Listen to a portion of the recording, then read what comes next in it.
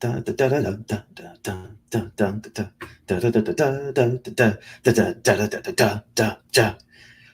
going on, you guys? Josh here, also known as Harry Tornado. Also here with my boy, a lot of Josh, also known as Josh, also known as a lot of Josh. Oh my gosh! Oh my gosh! I'm so sorry. I was watching a video right before this and I forgot to mute it. Oh, that's so frustrating. I ruined the whole. I had a really good intro going there. Oh, we've been good for a few weeks too. Yeah, I've only messed that up like twice, I think. That was the third time. So next time I'm out, right? Stormy Fun says we get theme music now. So we're working on it. That's a nice little jam. Got me head bobbing. You guys are popping in the chat this morning. 26 people already watching, and you guys were here early, having a lot of conversations. I went through and read what you guys were talking about. So a lot of good. I just love that this is more than just a show. It's like a place, you know. You can come and hang out in the morning and like a little chat room. Yeah. So of course we get the same people here every day. Alexis Catty, Enterprises Simply, Dana Thrifty, Esme, Christina Stevens, Stormy Finds, Emily Conway, Jay Meza, of course, all the way in California, waking up nice and early to see us. Citizen Styles over the years. I'm just going through I didn't go all the way back to the beginning. I think Stormy Fonz was the first person. Yeah, she was first, or he was first. So yeah, and Simply Dana, I don't know if I said her name yet. But thank you guys so much for showing up early and hanging out with us again today. We greatly appreciate it. So first thing is first, a lot of Josh has created our dedicated channel for the Josh's Reselling Show, which we will be moving to exclusively in, I guess, a couple months. I don't know. Basically, what we want to do is have our new channel take the place of Suburban Beard's channel on Thursday mornings until that channel gets monetized, and then we'll move everything over to that channel. So tomorrow we will be on that channel. I think if we, I think there's like a 24-hour wait period to go live. But I created it yesterday, so we should be. I'll test it today, but we should be good for tomorrow. Okay. I'm gonna go ahead and link that channel in the chat. So okay. So the link is in the chat. I also put the link in the description of this video. So head on over there and subscribe if you want to follow our show over there.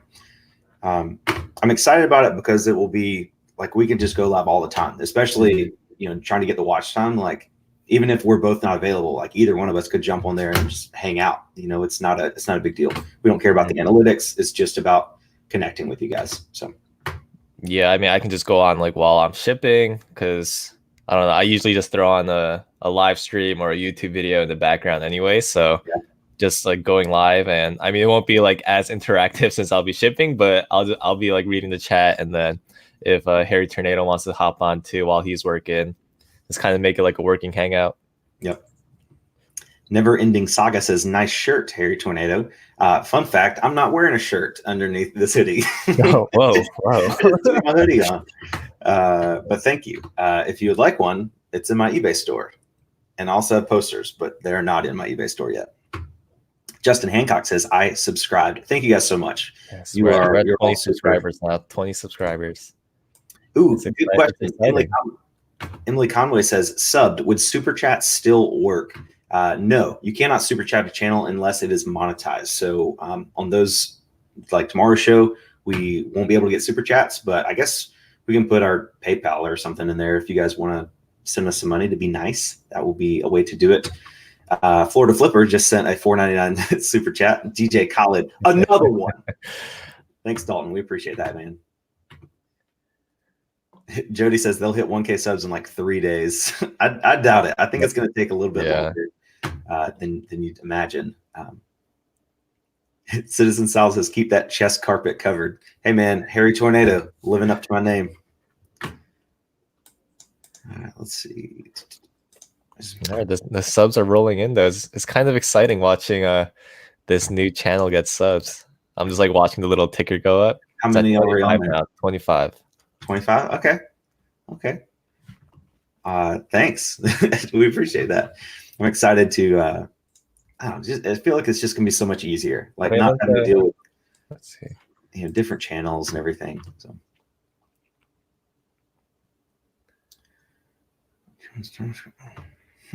So what's the name of the new channel? The link takes me to a lot of Josh's channel. Let me I threw in another link there if I did do that the first time by accident. Let's see. The link in the description. Let me make sure I put the right link in too. Yeah. The first link in the description will take you to the Josh's of Reselling. It just says Josh's of Reselling, 3 subscribers. Yeah. So appreciate that. Oh, no. I guess we need a new logo though. Yeah, I I just edited ours this morning, and I just took out Suburban Beard's face. I haven't heard back from him yet. He's actually sick right now, so give him some slack. Yeah. I think he should come back, but if not, we will carry on. But I did change our logo. I took out his face, and I will change it to, I don't know if you see that or not, but I'll change it to, I'll just leave it like that. Just a big open space in the corner. Yeah, the cool thing with the second channel is like absolutely zero stress, zero pressure to grow it, I guess. So whenever Suburban Beard wants to come, because I know he was worried a lot about the analytics, like whenever he wants to hop on and just kind of hang out, he's more than welcome. Yeah. Let's see.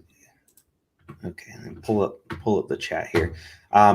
So I guess it's finally time we get into the topic of today. Of course, going into 2020, or ZOZO, if you get that reference, we obviously want to set some goals for ourselves. I think somebody in the chat earlier said that goals kind of stress them out, and they would just rather just hustle and just see the numbers tick up. But I mean, that could work if you have the right like mindset and the right work ethic. But I think goals are a good way to kind of make sure you're focused and make sure you're on track for what you want to accomplish. ZOZO, that's it. Reseller King, hello, I'm late. It's okay. You'll just get a tardy, and 3 tardies equal the misdemeanor, and 4 misdemeanors, and you get a written warning. 7 of those, you get a strike. 10 strikes, and you're out. I'm gonna have to write that down. It's in the contract. Yeah, I think setting goals are definitely an important thing to do. I mean, the whole like hustle mindset is good, but the thing about businesses like reselling, there's no end, you know? Like I could easily spend 12, 13 hours on reselling if I have that hustle mentality. Yeah. And I say this all the time, like doing that just isn't sustainable. So having just a systematic approach to growth with like specific hard numbers that are achievable, that's just, I think, at least having some kind of baseline plan, even if you might not reach all of the goals, having some kind of milestones here and there to kind of like strive for, I think that would be, I don't know, I think it helps prevent burnout, and at the same time it keeps you on track to grow. Yeah. Just want to shout out Emily Conway. She said, not a full disadulation. That is an Office reference, like the crazy thing I just said. And she was the only one to get it. So Emily, thank you. You are a true Office fan. She's a true fan. So I will talk about my goals. I'm pretty sure I've talked about in the show how I'm planning on doing full-time reselling in YouTube throughout 2020. So I want to hit $100,000 in revenue. And that's reselling, YouTube, and every aspect of my business combined. Amazon affiliates, everything. I imagine on the eBay this year, I've done about 35,000 in revenue. So it would be doubling my eBay revenue to about 70, and then the other 30 coming from YouTube, Amazon affiliates, and any outside sales like Facebook Marketplace or Amazon, a little bit on Amazon. If I do that, operating at about a 50% profit margin, that would give me a taxable income of about $50,000, which I think is based on what I need to survive in South Carolina, and based on how much work I think I can do this year, I think that goal is attainable and just challenging enough. Obviously, I want to do more than that, maybe 110, 120, but I think 100 would be cool. And then I could finally put on my Instagram bio, 6-figure reseller. I want to be able to do that one day. So that's my goal. And of course, you want to break that down into something a little bit more manageable, because you can't just Right. say, I want to sell $100,000 this year. So $100,000 in revenue divided by 52 weeks, that's $1,923.07 every week in revenue.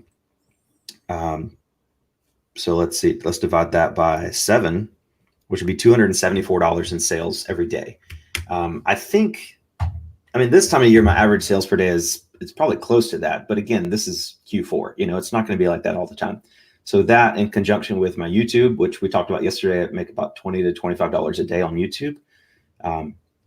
So Amazon affiliates, I'm making like $6 a day or something. So there's a lot of things that need to come together to hit that goal. Mm-hmm. I know it's going to be hard. I know I'm going to have to get my listings up. I'd like to, because I still work out of my garage and I don't want to get a storage unit. I think the most like active listings I can personally handle is probably 1,000. I don't think I have much more room than that for more than 1,000 listings. Mm-hmm. But if you can get 1,000 like quality listings up that are, your average sale price is maybe $30 per item. With 1,000 listings, you should be able to sell about 10 a day. So that's $300 a day in sales just right there. So I think just thinking about it kind of on a weekly basis and just making those daily adjustments to hit your weekly goal week in and week out, that's going to be the way that you're going to hit that goal. Josh, I have a couple other goals, like non-reselling related, that I want to do. Yeah, I could talk about my reselling goals too, since we're on that. Okay. Cool. So I think everyone's goals are going to be revolved around their specific situation in terms of like monetary value, like how much money you want to make. So, I mean, obviously, I'm not trying to become like a millionaire this year, not at all. But at a minimum, I have to pay my bills. I have to eat food. I need shelter and stuff like that. So, for me, luckily, my wife and I, we don't have any debt right now. So at a minimum, to pay all of our bills, New Jersey is a bit higher in terms of like cost of living. At a minimum, we're both kind of frugal in a way, I guess. We don't really, overspend, but I'd say around like $2,500 is what I'm going to need. I'd like my business to get to the point where just solely through reselling, I'm able to cover all the bills. So with our dual income, like her paycheck, we're able to invest in other things. I think for me, for my business, I'd be comfortable if I made that $2,500 minimum and then an additional $1,500 a month to either reinvest in the business or, I have like a Roth IRA, and then I have something called the TSP, the Thrift Savings Plan, which it's similar to like a corporate 401k, but that's just like through the military and the government. So I'd like to continue to contribute to those two accounts. I don't think the first year doing this, like the first full year, I don't think I'll be able to like max my contributions to both of those accounts. I think that'd be more of like a 4 to 5 year plan. But having that additional flexibility on top of the money to just pay the bills, I think that'll just put me in kind of like a mental safe spot, It'd make me sleep better at night. So breaking that down, that's like what, like 4,000 net a month, which would be about like 48,000 net for the year. So that would be like just from reselling, 48,000 net. I think that's going to be my goal by the end of the year. So breaking that down, that's like, I wrote it all down. It's like 133 a day, and then a week it'd be about 930 net for the week. So I'll kind of like push myself a little bit, round that up. So my goal would be like 1,000 net a week. And I think if I can get to that point, I'd be a bit comfortable with where my reselling business is. And then once I get there, I'll create like bigger goals.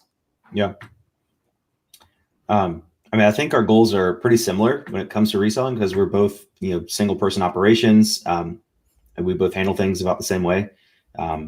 So it's, I think we have an interesting, situation going on here. Like, we're very similar. Jody made a comment like, I don't think you should be calling yourself a 6-figure reseller unless you're taking home $100,000 net, though.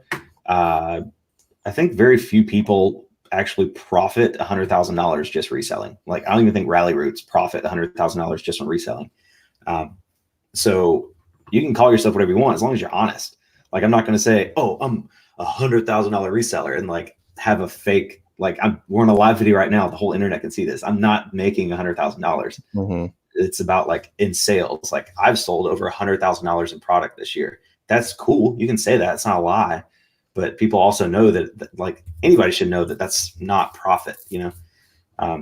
So I get your argument, but yeah, I mean, it just be something to, I guess, like add to your resume. yeah, as soon as I hit $100,000 mark, just I'm adding that to my Instagram bio instantly. Yeah, I mean, I see a lot of people put that, and it's, you know, unless I know like what they do, I'm like, okay, whatever. Yeah, I mean, it's a cool thing. It's like, you know, it's hard. It's hard to do. So if you hit that, there's nothing wrong with bragging about it a little bit. Yeah. Let's see. Okay, so outside of reselling, what are your other goals then? So I would like to get my health in a little bit better shape. I used to play ultimate frisbee a lot, and I really enjoy it. But like the group of guys that I played with, we just kind of broke up after the boy band broke up. But it started with like 7 of us, and it got up to like we would have 2 or 3 games going at one time. I mean, there would be 40 to 60 people out there playing. So I was doing that like 3 days a week, like 2 hours a day. And so I weighed about 227 pounds at my heaviest, and I got down to 164 pounds just from playing frisbee and eating better. And then I stopped playing frisbee, and now I'm up to like 198 pounds. So I'd like to lose about 25 pounds this year, to get down to about 175, because I'm pretty short. I'm 5'6" 3/4. So 198 pounds is, I think, going by the BMI scale, I'm severely obese, even though I don't feel severely obese, and that scale is flawed. But I think I remember feeling better when I was about 175 pounds. So I'd like to get there. And of course, you got to break that down into weekly goals as well. For me, it's sugar. Like I don't like fried food's okay, like, but sugar is like my main guilty pleasure. So I've got to cut some of that out and just start doing some more active stuff. I don't like going to the gym. I don't like running for no reason. I don't like lifting weights. I just don't enjoy that stuff, but I really enjoy playing frisbee. I enjoy golf. Not that golf is a huge workout, but you could walk. You know, you walk 18 holes of golf. That's like 3 miles or so. Yeah. So I just want to get out and do active things that I enjoy, so it doesn't feel like working out, because I hate working out, which is why I weigh so much. So that's just my personal goal. You know, everybody's beautiful in their own skin. I feel beautiful. I'm not saying I'm unhappy with my body. I just remember that I felt better when I weighed about 25 pounds less. So right. That's going to be a goal for me. And then the other goal is I would like to read the entire Bible. I don't want to get into the religion aspect of anything. You know, everybody do whatever you want. For me, I'm a Christian, and I can't say that I've ever read the Bible like cover to cover. I've read a lot of the Bible, probably most of the Bible, but I've just never sat down and read everything. And I feel kind of convicted that how can I call myself a Christian and believe in this book when I've never even read the whole thing, you know? So that's just something on my to-do list for this next coming year. And again, you've got to break that down. I think a lot of people's problem is they start in Genesis and just try to read. And when you get to Numbers or Exodus, it gets kind of boring. So there's Bible plans that I can do that are like, they'll start in the New Testament and then move around. So you read everything. Like make it interesting. Yeah. Andy Lepper just sent a $9.99 super chat. Back to India tomorrow. Merry Christmas, guys. Andy, thank you so much for your support, man. We really appreciate you. Yeah, and safe travels, man. So yeah, for 2020, 100K in revenue, 25 pounds lost, and read the entire Bible. Yeah, so I guess outside of that, the big 2 categories for me as well is YouTube and then health and fitness. The whole like health and fitness thing. I mean, when I was in the military, just like I was pretty much forced to work out 5 days a week, right? Yeah. And I would do a lot of cardio. We would run, just because if you're working out with like a group of 20, the easiest thing to do is go on a run. Like you don't need any equipment. You don't need 20 barbells to get a workout in. So we would run probably around like 3 to 4 days a week. And a lot of times it was like longer distances. Like a short run would be like 3 to 4 miles. And then like a Friday long run would be like 5 to 6. Getting out of the military, like cardio is it's something that I've never enjoyed. Um, but I was just kind of like forced into it, and I was always pressured to like be a good runner. But the past like 2.5 months now that I'm out of the military, like cardio definitely has not been part of my workouts. I'll go to the gym like occasionally, but I definitely haven't been pushing myself to the point where I'm like, oh wow, like I got a really good sweat in.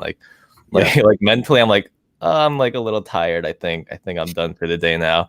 I'm So really tired. yeah. So I know like health and fitness is like it's such a common thing for a New Year's resolution, but I don't think I'm gonna do like extreme cardio. Like I'm not gonna run like 3 to 5 miles a day because I just don't enjoy it. Some people they get like runner's high at like mile two. I've Mhm. I've never experienced runner's high. I have no idea what people are talking about when they're talking about a runner's high. So I'll probably avoid running, but figuring out some kind of like workout regimen. I've been looking into different like circuits and stuff. Um, I used to be like super into powerlifting, which is just like the squat, deadlift, and bench.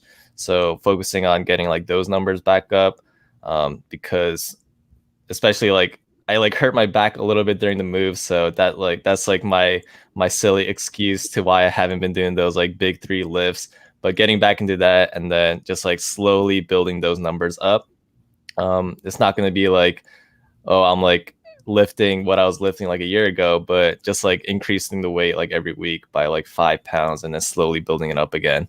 I was actually thinking about starting a second like leisure hobby channel for health and fitness. Um, it'd be like purely for fun, maybe like one upload a week just to kind of talk about my like health and fitness goals. And then that would be a really good way for me to keep myself accountable every week. I like keep track of those numbers and then kind of see if I'm like actually holding to it and building those numbers up, like I set out to. So I've been thinking about that. I might do that for the New Year's just to keep myself accountable. And then if anyone's interested, um, kind of like kind of just like share the whole like kind of like my channel right now is sharing my reselling journey. That channel would be just like sharing my health and fitness journey. Um, what was that for YouTube, like this channel or my Lotta Josh channel? It's hard to set a goal. It's just YouTube is so unpredictable.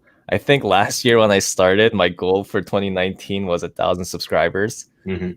and it just blew up in my face. Like just recently, I think I got like 2,000 subscribers in the last like 2.5 weeks, which was just unexpected. Like Yeah. I was like blown away. I was like, what is happening? Like so super blessed and like super thankful for like what has happened to my channel. I feel like there's still a lot of room to grow. But like I think I'm like just over 8,000 subscribers now. And that's just mind blowing to me. Like that many people watched a few of my videos and decided to hit that subscribe button. It's kind of crazy. Yeah. I remember when I was talking to you when we first met, I was talking about my goal for 2019. And I was like, I want to be at 2,500 subscribers by Christmas. And you're like, oh wow, that's a crazy goal. Cause I was at like 103 this time. And I didn't know what I was doing. And I was like, that's just a crazy goal. Yeah. If things keep going, I might get to 6,000 by Christmas. Maybe I might fall a little bit short, but so don't be afraid to like set crazy goals. Like if you just put in the work and you do what nobody else is doing, you're going to get the results that nobody else is getting. It's like the little twist on Dave Ramsey's thing. You got to live like no one else so you can live like no one else. Yeah. I'd also like to we have some debt. I went to college. I didn't graduate. I don't regret not graduating. I wouldn't go back to college. I'm 9 classes away from a bachelor's degree in finance. And even if it was free, I wouldn't go back because it's not what I want to do. And I think college is a scam, personally, for most people, for 90% people.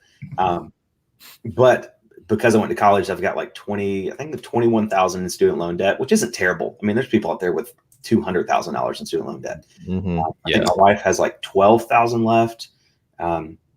We owe I got like a medical bill from when I had a kidney stone for like 5,000. So I'm trying to do like the snowball this year. So I've got one credit card with like $600 left on it. So I'll probably pay that off like this week. Like with my, I get my YouTube check from last month on the 21st, and I'm just probably going to use that to pay off that credit card.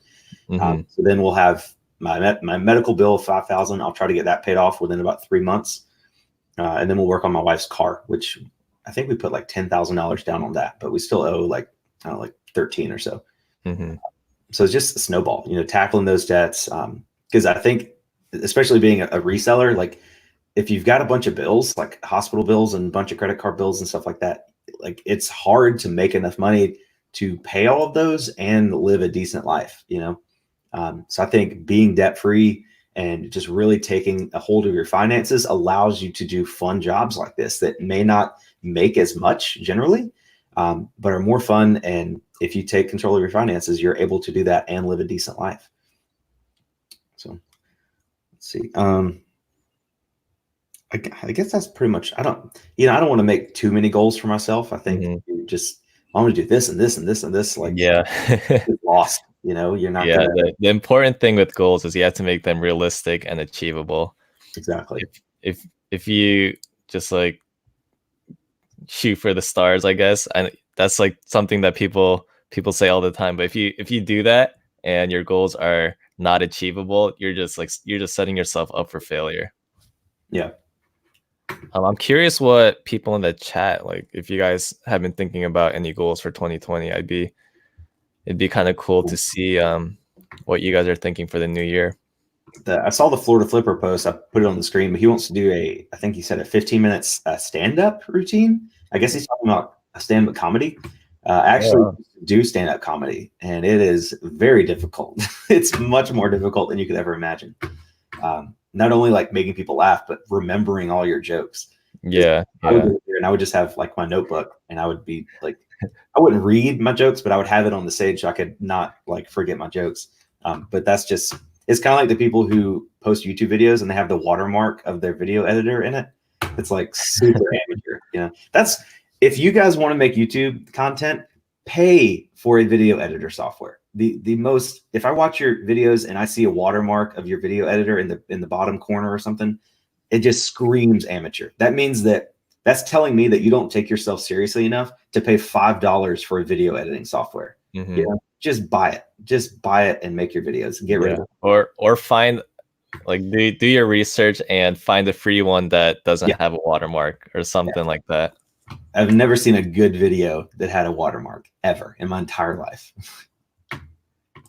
The reason why I bought Filmora was the first time I tried it, I thought I had like a 30-day free trial. So I edited this like 15-minute video and spent a lot of time on it. And as I was exporting it, this little screen came up and said, "Oh, you don't have like the full version. So like this video is going to have a watermark on it." I was like, no, like I just spent like 3 hours editing this video. I was like, okay, screw it. I'm going to buy it right now. I will say for YouTube though, if you haven't created any videos, don't just jump right in and pay $60 for something like Filmora. I think once you're at the point that you're like, okay, I'm going to commit to YouTube and I'm going to really need a quality video editor. Like once you're in the mindset that you're going to continue to create videos, I think it's definitely a good investment. Yeah, hunting with Tripler said iMovie. Yeah, if you have a Mac, or an iPhone, kind of luck out with iMovie, because I think that is free. It comes with with the system default. My first like 10 videos on my channel I made with iMovie on my iPhone, so it's totally possible. Kind of off topic, but definitely important. The Florida Flipper says, I have over $250,000 in debt from when I was sick last year from my diabetes, paying $3,000 a month right now. I don't know what the situation is, but generally, if you have health insurance, like my health insurance, I pay like just over $200 a month for it. So it doesn't really cover anything. But if something were to happen, like I got in a terrible car accident or needed a heart transplant or something, the most out of pocket I would have to pay, I think it's like $8,000.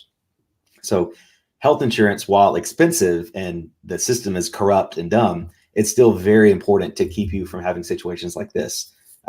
You know, if I got in a car accident without health insurance and I needed, I saw this one guy posted he was bit by a rattlesnake and he didn't have health insurance and his bill was like $190,000. And he was like, somebody commented, they're like, I would just die. Like, just leave me. Because I mean, that's crazy. Like something, just one instant of your life and Mhm. you're financially ruined. Like you would have to, Yeah. like, I mean, like Florida Flipper, you might want to look at bankruptcy. Like, I'm not giving you financial advice. This is not legal financial advice, but paying $3,000 a month for $250,000 in debt, that's going to take you the rest of your life. Whereas if you just file bankruptcy, you'll be 5 years of your life is gone. But, you know, so that might be medical debt is the number one cause of bankruptcy in the United States. So health insurance, even the catastrophic plan, is incredibly important. That's something I wanted to mention too. Like as a reseller, it's like my priorities are obviously, you know, supporting my family, making sure there's food and shelter, but also health insurance is an absolute necessity. And also, I would recommend a Roth IRA. Josh, Mhm. you said something. You have one of those. If you Yeah. don't know, Roth IRA is an after-tax retirement account. You can't take it out of your paycheck like a 401k would, but basically after you're taxed on your income, then you can take money and put it into a Roth IRA. And once you're 62 and a half, I think, don't quote me on that. But then that you can use that for money to live off of in retirement, and it's tax free. If you have a 401k that you're living off of in retirement, that money is taxed at your tax rate. So if your tax rate is 20%, 20% of, you know, if you got $500,000 in there, 20% goes to the government. Whereas if you have 500,000 in a Roth, all of that is yours. So speak to, if you want to do full-time reselling in 2020, talk to a CPA about your taxes. Make sure you get all that done. Get health insurance if you don't have it, and talk to a financial planner about starting a Roth IRA. As long as you don't make more than, I think, $120,000 a year in actual net income, like taxable income, you will qualify for a Roth. So get on that. It's a great investment tool. Again, not legal financial advice, just my semi-financial professional opinion. I did used to be a financial coach, so I kind of know what I'm talking about. But again, not legal financial advice. Mhm. Everything I know is just from Google, so I might be reading bad information. I see a few goals in the chat. Emily Conway said, pay off student loans, pay for private school for my kid, fund my art stuff. That's a cool one. Reseller King, goal for 2020, have 1K listings and 1K subs. Yeah, I'm trying to, I think I want to, I'd say like listings aren't, I mean, they're important because the more items you have, the more probability you have to sell items. But I think if you're selling quality items that sell quick, that's like the most important thing you should be focusing on, like the number of sold items. But I feel like 1K listings is like a magical number. For some reason, like even in my head, like I want to get to 1K listings. DC Picker says, I only take financial advice with people that have 9 more credits than you. Talking about how 9 classes short of a bachelor. Yeah, man. I know some really dumb people with bachelor's degrees, like really dumb people. So, Oh yeah, for sure. Even like for me, like the whole like college application process, it's just like the whole idea of it. You're pretty much studying for the test, like the SATs. Like the only reason why I did well on it is because I went to SAT prep classes. Yeah. And they taught me how to take the test. Like they taught me strategies. So I don't know. It's like those whole like the standardized tests and everything. I mean, someone could just be really good at test taking and then they don't retain any of the knowledge once the test is complete. It's such a hard way to just keep track of, you know, how competent someone is, I guess. Because I've met so many people like on paper, they look like a superstar. It's like there's no reason for this person to fail. Like he's had such a successful life, and then you meet them and you're just like, interesting. Yeah. Emily Conway says, question, Harry a lot of Josh. Do you know about credit cards and points? That's something I'm going to be looking at in the new year as well. I don't have a business credit card. I just have I have 2 personal credit cards. So I'm going to try to dedicate one of those to only business purchases and then tie that into my bookkeeping. And I'm going to start paying my eBay fees, shipping, sourcing, everything with that instead of using the PayPal card. Um, you definitely have to be responsible with it. You've got to make sure you pay it off every month. Because if you start paying interest on anything, then your points are negligible. Like your points would never outweigh the interest they charge. So the only way to get ahead on credit cards is by paying it off in full every month before you charge interest. Once I imagine I'll probably have to do that for 3 to 6 months on my current card. And then I have a Capital One card now. And I'm going to try to use that, build up my credit a little bit more, and then try to apply for the Capital One Venture card, which is probably one of the best credit cards out there in terms of rewards with airline miles. I think you get 50,000 bonus miles if you spend $3,000 in the first 3 months, which I will definitely do with eBay. And then 50,000 bonus miles, I mean, that's like 3 round trip tickets anywhere, anywhere I want to go. And then plus you get, I think, two miles per dollar you spend. Don't quote me on that, but it's really good, whatever it is. So yeah, I think I've spent, $25,000, somewhere around $25,000 this year on eBay fees, shipping fees, and sourcing alone. So that would be another 50,000 miles that I could have made this year if I had that card. So again, you have to be responsible with it. You have to pay it off every month. I think a lot of people don't realize that like a credit card is money. Like just because you swipe it and it doesn't decrease your account balance immediately doesn't mean that it's not real money. It can turn into, it's not only is it real money, it can turn into 25% more money than that if you don't pay it off that month. So just think about that. But yeah, a credit card is a great way to run your business if you can handle it. Hunting with Tripler. Yeah, super chat. $20 super chat. Thanks for being awesome, dude. You're the awesome one. Yeah, I appreciate that. And I don't even. Do you recognize his name? Yeah, I don't think I've. It doesn't like ring an immediate bell. Yeah. I'm sorry if you've been. Yeah, let us know what your name is too. Yeah, I definitely appreciate that. Thank you guys so much. Also, we did not. I realize we haven't talked about this, but all the money we took up in that live show like 2 weeks ago for our mail carrier, I'm still giving that away. I'm not like just keeping it and leaving. I'm just trying to figure out a way to do it. I think what I'm going to do, I've talked to my neighbors and I've asked if I could give them, give money to our mail carrier in their name. Like I give my mail carrier $20 from me, and then $20. This is from my neighbor Barbara. This is from my neighbor Clint. This is from my neighbor Hal. So it's like the money that you guys gave, but officially it's from the neighborhood. I'm also probably going to get a Christmas card and get all the neighbors to sign it, so it's even more legit than that. So that's what I'm trying to work on now. But I only have 5 of my neighbors that have joined, so that's $20 a piece, $100. So I still have like $220 more to give away. So I'm trying to figure out the best way to do it. If I want to give out, I thought about it. It'd be a cool video if I just took a bunch of 20s and just try to find random mail carriers and UPS drivers and stuff and just go up to them and give them $20. I think that would be cool. So I don't know, but we're going to figure that out. And I'm going to film the video this week, obviously, because it's right before Christmas. But I don't know when I'll actually post the video. So Josh, are you planning on doing a video about that? Or are you just going to give the money? I'll probably just give it to them. I don't know. Maybe I'll put the GoPro on my backpack too. I haven't decided, but I only have 2 postal workers I really work with. So we'll see. Maybe I'll record it, and if it's interesting, then I'll make a video out of it. If it's just like me handing it to them, like, oh, thanks. Have a good one.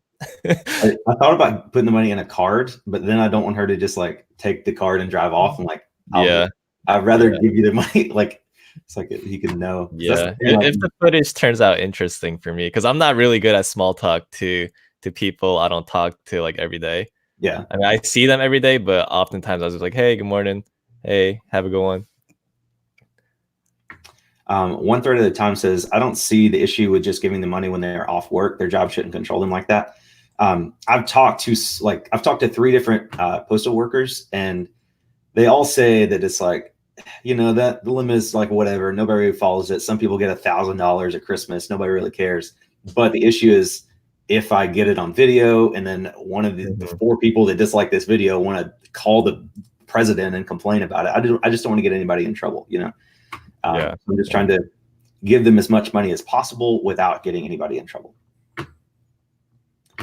Citizen Sal says, give a generous tip to a waitress at a restaurant. I actually thought about just taking it's like $323 and just giving $1 to 323 different people. Like the most complicated thing ever. Just Merry Christmas. Yeah, that's like Mr. Beast level. Yeah, but not like the But idea. not, yeah, but not with thousands of dollars. Mr. Beast-esque. Yeah, DC Picker says, if your mailman is a bro, they're not going to say anything for an Xmas tip. Yeah, I'm not worried about them. I'm worried about one of you guys. You know? Yeah, that troll that's watching right now. Yeah, talking to you. Speaking of that, we've got 114 people watching and only 44 thumbs ups. So if you guys could help counter out those 4 dislikes, we would definitely appreciate that. Thank you guys so much. I fully expect to see more dislikes come now that I've mentioned that, but that's you gotta take it with a grain of salt. Yeah, and you bringing up Christmas, it still hasn't hit me that Christmas is this close. It's right around the corner, and it's next Wednesday. I don't know if it's because I'm not. It's working. Next week. We're 7 days away. It's crazy. It hasn't hit me yet at all. Not even a little bit. I don't know if that's because we're doing this full time now. Yeah. Because I mean, at work, like we would be ramping up. Like we would be doing like end year inventories, like closing things out for the year. But but right now it's kind of like a little bit of Groundhog Day, I guess. Like day in and day out, my schedule's very similar. Yeah, and it hasn't changed too much leading into the holidays.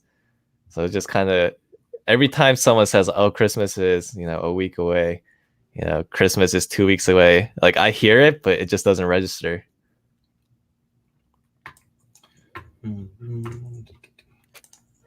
One Third at a Time said Post Malone gave a $20,000 tip to a waitress at a burger joint. I'm sure she was appreciative of that because she probably made less than $20,000 the entire year. Wow. That would be insane though, just to either witness that or be on the receiving end. Like that'd be crazy. Yeah, either one. I used to deliver Chinese food and it was actually pretty good money. Like I remember 1 month I got paid minimum wage plus tips plus like a delivery fee, like $1.50 per delivery. 1 month we were super busy. I made like $4,200.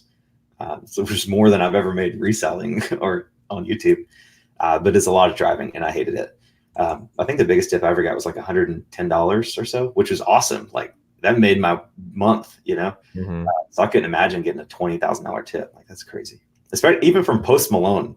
Like imagine being a waitress at a burger joint, seeing Post Malone, and then Post Malone giving you $20,000. Yeah, that's just like the cherry on top.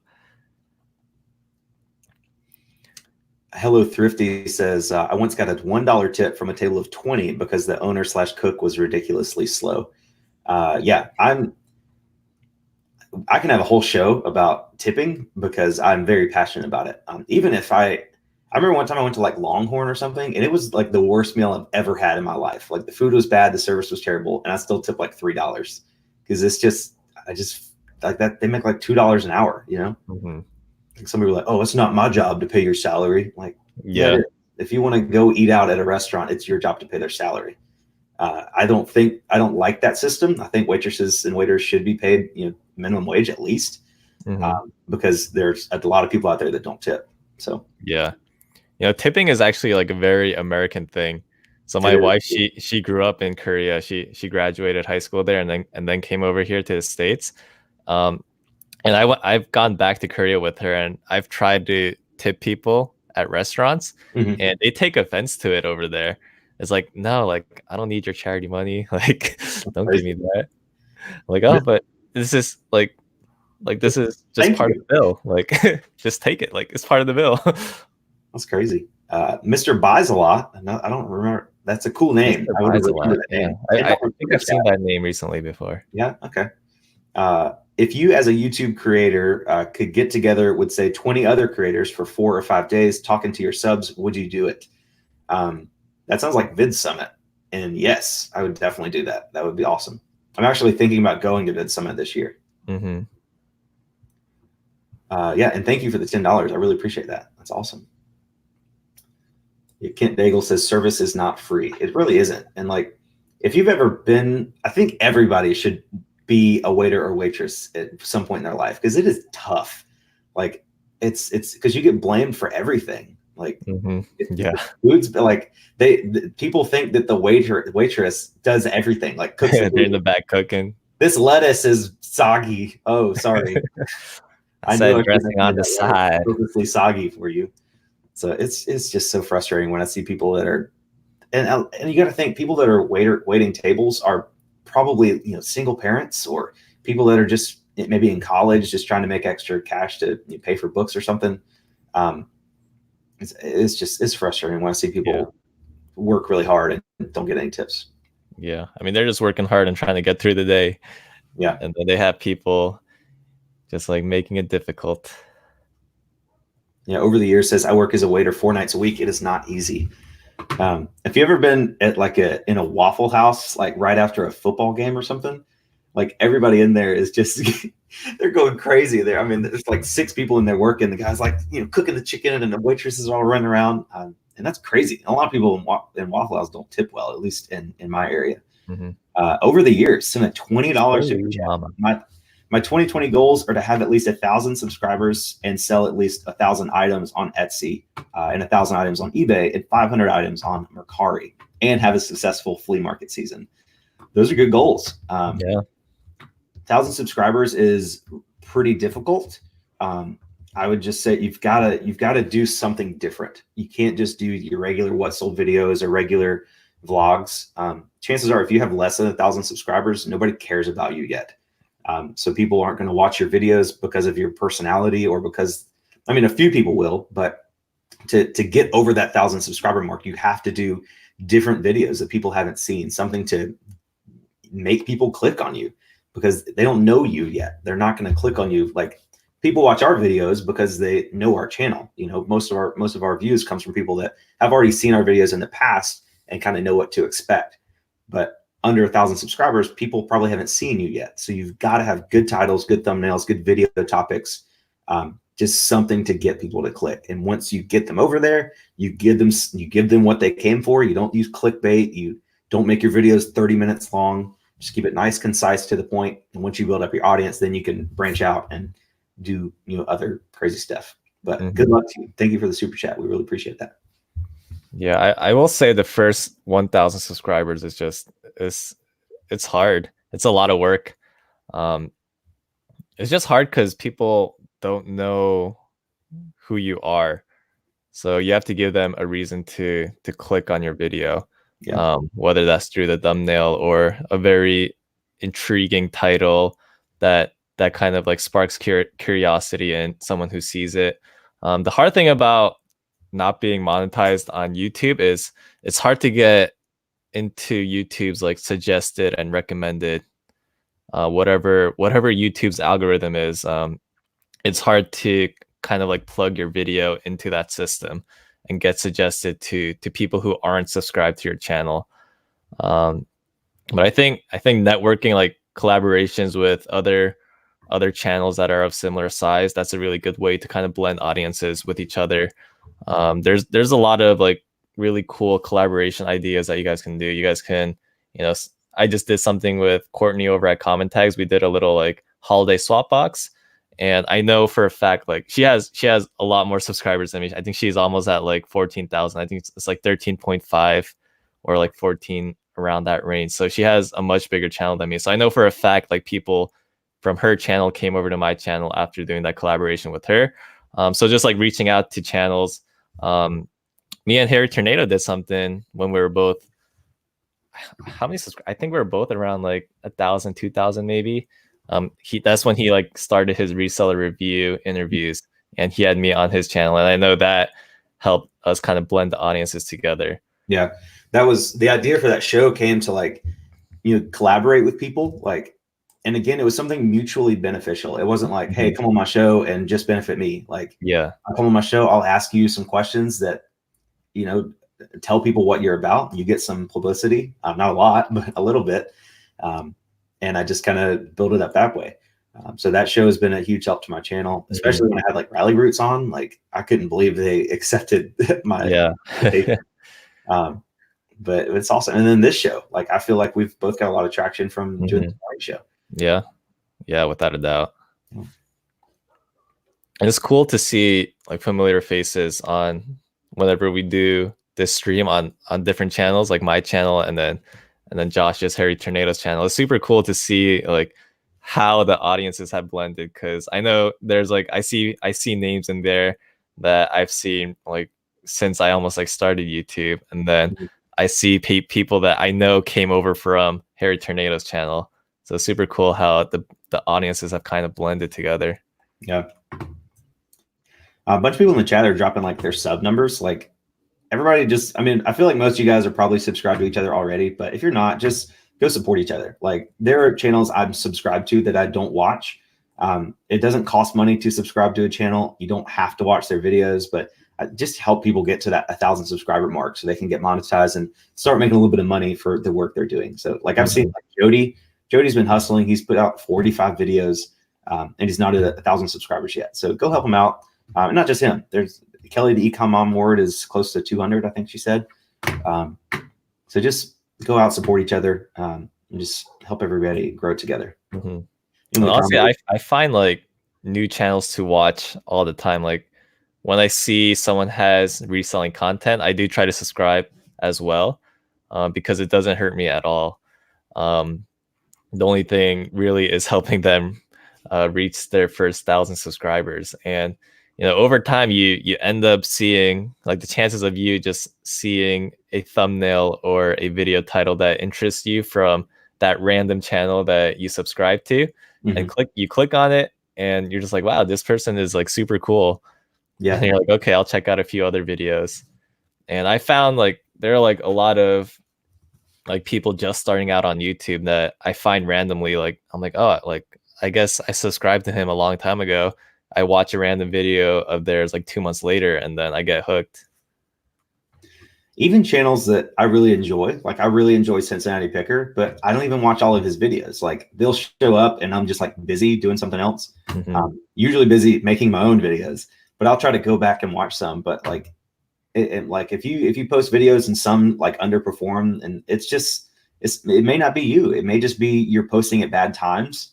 That's something you got to be mindful of. Like I wouldn't post. I know Garage Flip sometimes post at like 11 or 12 o'clock at night, which that may work for him, but that's not something I would do. Like you've got to figure out who your audience is and when is the best time for most of them to be able to watch your video when they get that notification. If most of your viewers are working a 9-to-5 job, you might not want to post at 9 o'clock in the morning because that's when they're just starting working, so just kind of play around with it and don't take it too seriously. Like just keep making videos and try to get better. M says, can you guys help? Someone asked for a return on a piece of nativity set on eBay, said ordered by mistake too big for the rest of my set, even though I put the dimensions. Should I accept the return? If you have no returns accepted, I don't think eBay will force that return because you put the dimensions in there. So I probably just would ignore it. And if they open a case, eBay should take your side because of the reason and because you put the dimensions in the description. But I don't know. What do you think, Josh? Yeah, they just sent a message.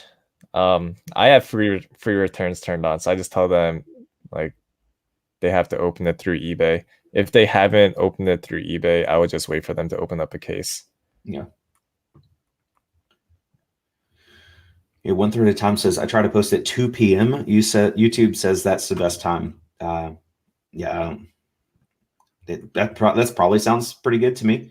But yeah, just do some research and figure out what's best for you and your viewers. Making Profit says, Harry Tornado, which new camera did you buy? I bought the Canon M50.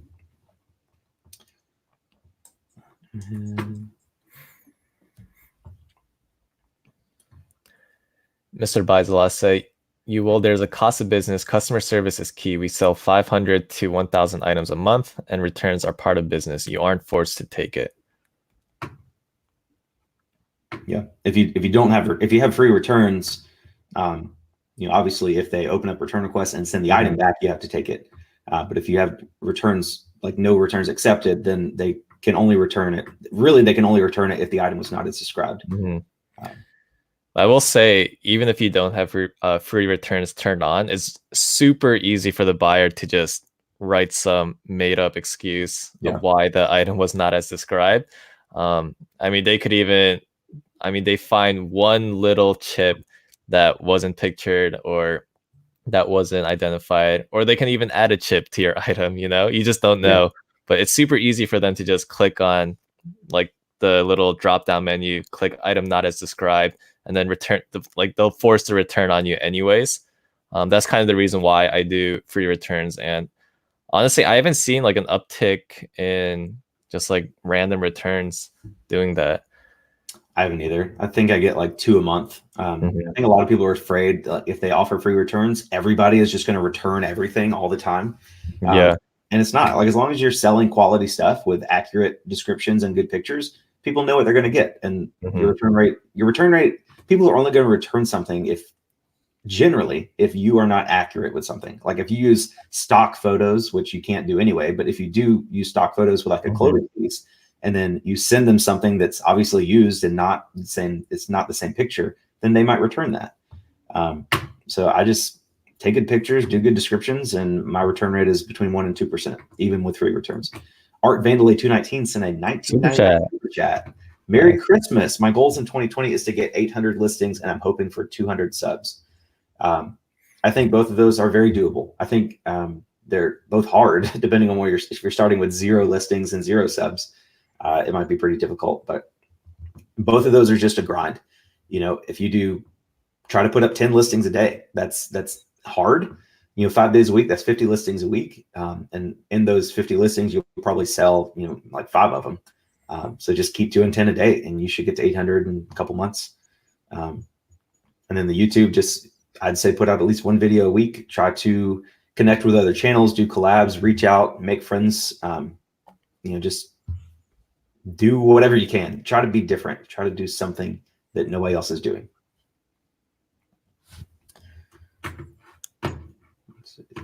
Florida Flipper says, "Yo, Harry, I've been sleeping with these pillows, bro, and not sure if my kid's gonna get them."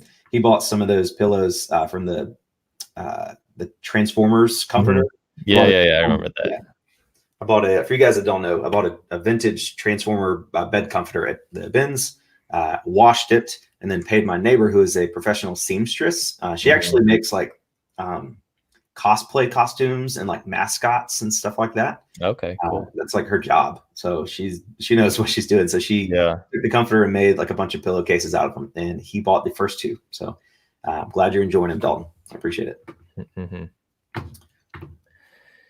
Phoebe Deals says eBay is no help with lying buyers. I've had 6 returns last month, but the weird thing is I told them I had videos of the items working before shipping, and then I never hear from them. Yeah, unfortunately, that's just, I don't know. I hate to say it, but that's just kind of part of the business. Yeah. Um, I mean, there's only so much you can do prior to shipping out the item, but honestly, like there are just gonna be people out there that force a return on you. I will say, I feel like free returns helps me make a sale, in my opinion.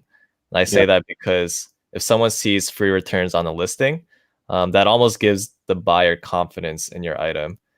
Like it tells them that me as a seller, I'm confident that they're going to be satisfied with their product, or Mhm. if they're not, then they're free to return the item. So that's kind of like my approach. I feel like there's a psychological aspect to it, with the whole free returns. If someone sees it, then they have like more buyer confidence. Yeah. And it's like, those mattress companies that like they tell you how great their mattress is, and then they give you like 180 night guarantee. They're like, use it for 180 nights. Yeah. And then if you don't like it, send it back. We'll give you a full refund. Hmm. And a lot of people think like, how can they afford to do that? Like, obviously they can't sell the mattress again because it's been used for 6 months. Right. Um, Yeah. but there's a lot of people in the marketing industry that do research, and they found that if you probably 99% of consumers in the market, if they feel like the seller has given them something, like there's like a sense of, I guess, appreciation that they have. Like if you use a mattress for 180 nights and then you decide not to like it, like their return rate is so low. It's Hmm. like less than 1%. because most people after they've used their product for 180 nights, they feel bad. They don't want to return it. They're like, I've used this for 180 nights. Why would I want to return it now? Yeah, and it's a You know? lot of work. They have to bring the mattress back to the store.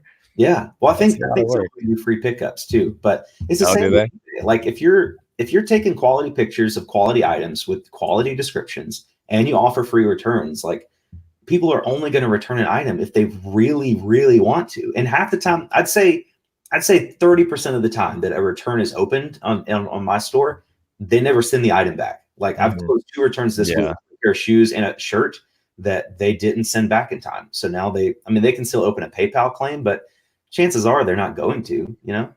Um, and so it's like, I just don't see a huge uptick. So, and it's like, if you see no returns accepted, it's like, oh, okay, I'm gonna return this just because you said no returns accepted. You know, people are like that. So yeah. Stick it to the man. yeah, and you get so many benefits with free returns. Like if you do a full return, a full refund or partial refund, any negative feedback is removable. I made a video about that. Um, you can I sold a pair of golf shoes to this guy one time that were new in the box. I said he paid $80 for them. He got them, said they didn't fit, and he sent them back to me. I paid return shipping. It was like $9, but he sent them back. They were dirty, like very dirty, like he had used them for an entire round of golf, and he didn't send them back in the original box. So if, because I offered free returns, I'm able to withhold up to 50% of the original buy cost if the item is returned in a condition that it was not sold in. So because I sold these shoes as new in box and they were returned used without the box, I only refunded him $40. So yes, I had to pay the return shipping of $9, but I was able to keep 40 of his original price because he returned the shoes to me at about half the value that I sold them to. I don't think you're technically supposed to use this feature for like a restocking fee. I'm not super sure on that, but it's only supposed to be used if the item is returned, you know, broken or damaged. And if you have free returns on it, eBay will support you 100%. So I'm always going to offer free returns 100% of the time.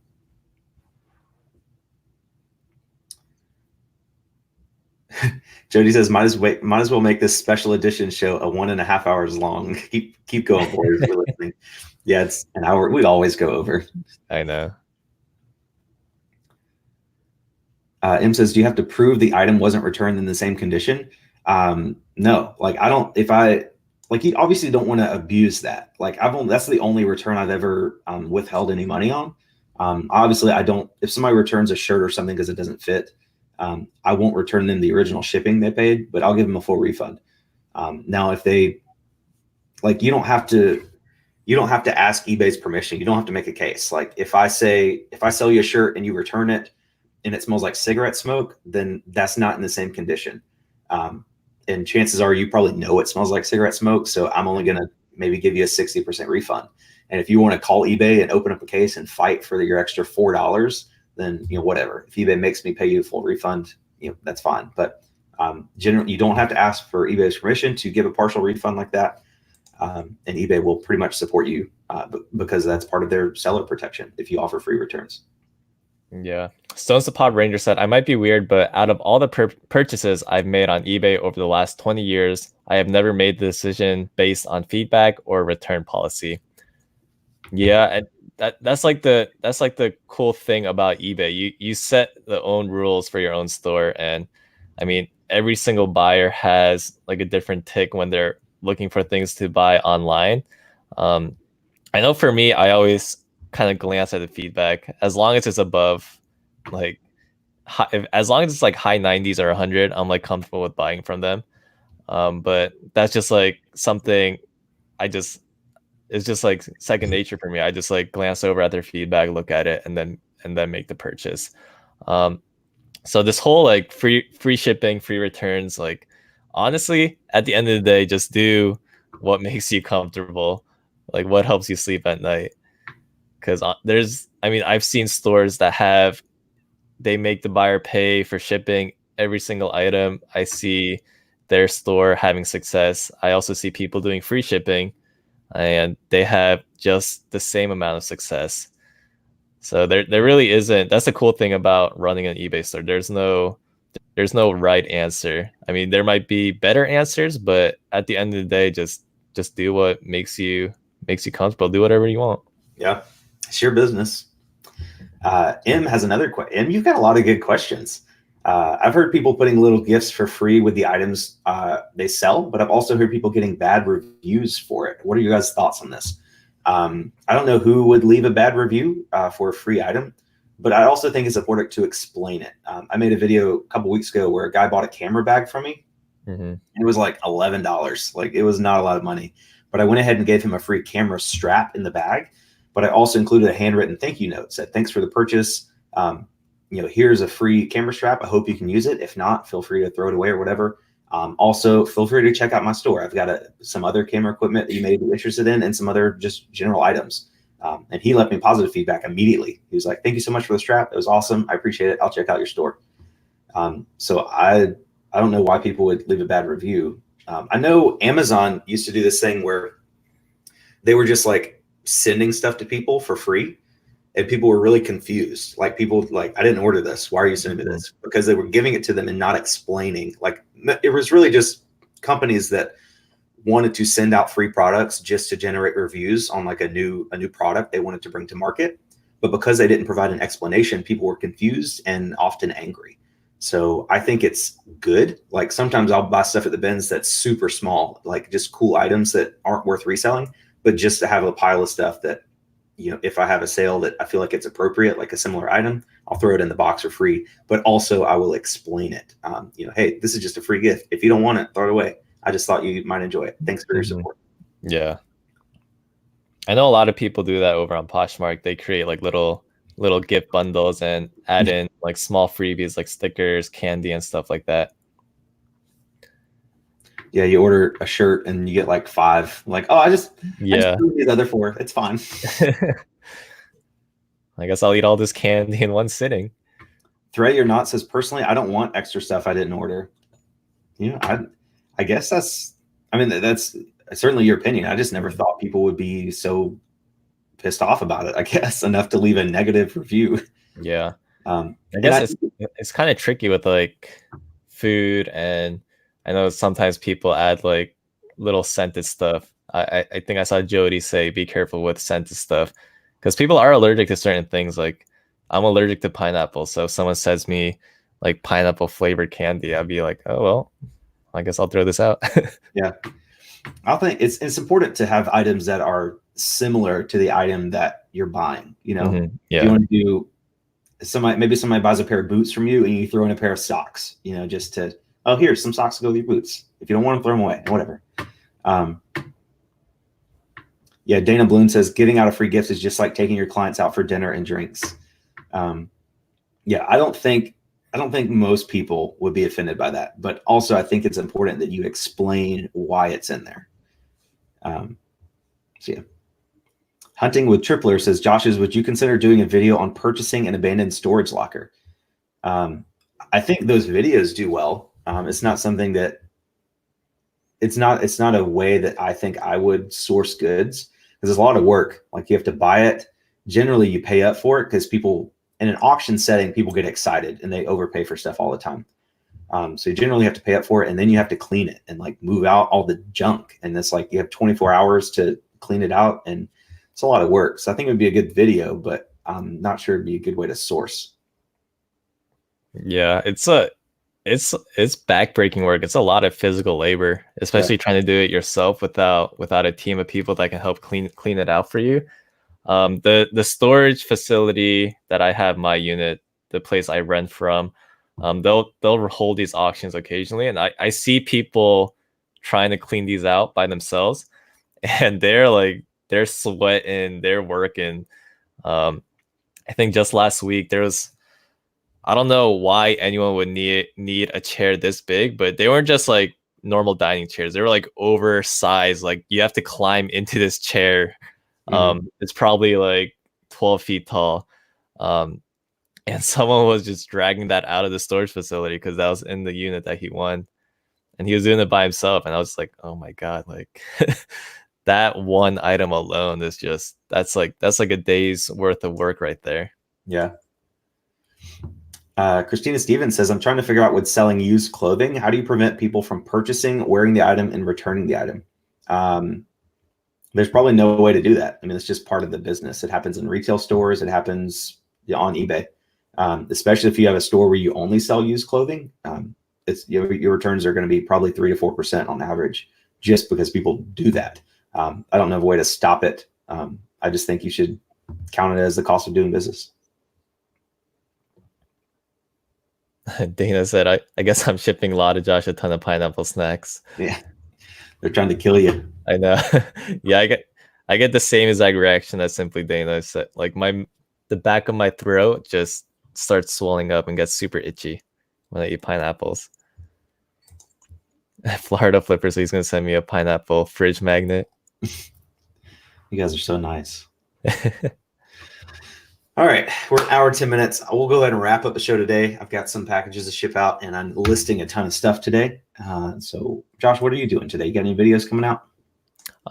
Yeah, I'm just gonna pull a few orders, and then I like shifted everything around in my eBay office, so I'm just gonna do like a little walkthrough of my new workspace. It's not complete. It's still kind of messy. I don't think it'll ever be clean, but I'll show it anyways.